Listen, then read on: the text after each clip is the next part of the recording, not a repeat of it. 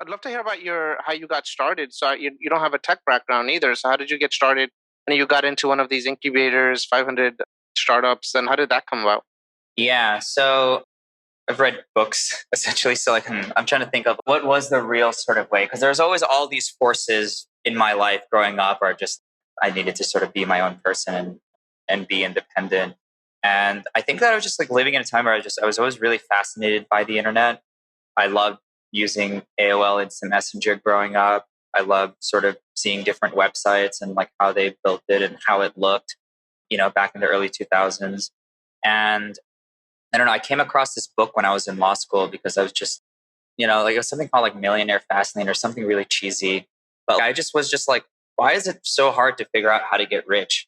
Why isn't that just like there? Why can't I just search for that and get like a good result and just follow that rule? Because more than anything, I probably wanted to do that because I view that as tied into like freedom.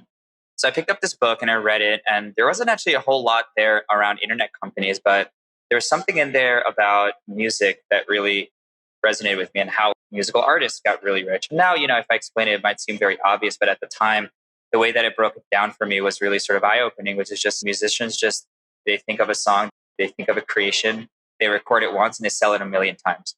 And for the million and one time, it costs the same amount as the first time you sort of produced it because the cost of replication of it is negligible. So you create something once, and if you have the right distribution, which at the time was like, oh, in my head, the internet, you can infinitely scale at a zero cost margin. And it's open 24/7. And there's millions of people on the internet. So that idea of build once, sell twice really stuck with me when I was in law school. So I experimented with this web app for Facebook, which at the time essentially allowed you to customize your cover photo on top.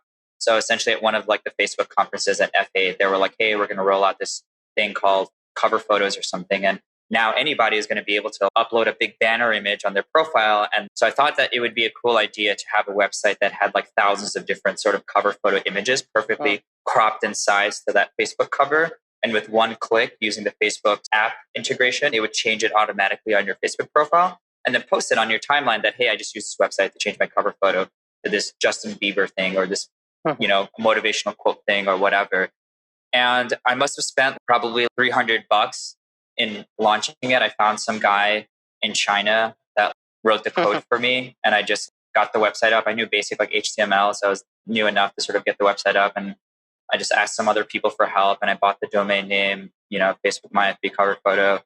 And I did a bunch of SEO, like I read about SEO as well, right? So I was going deeper and deeper into the rabbit hole. And I just basically had this blank website, but essentially with all of these keywords in it that said cover photos, Facebook cover photos, like things that I felt like people would search for once Facebook actually made this public and dropped it.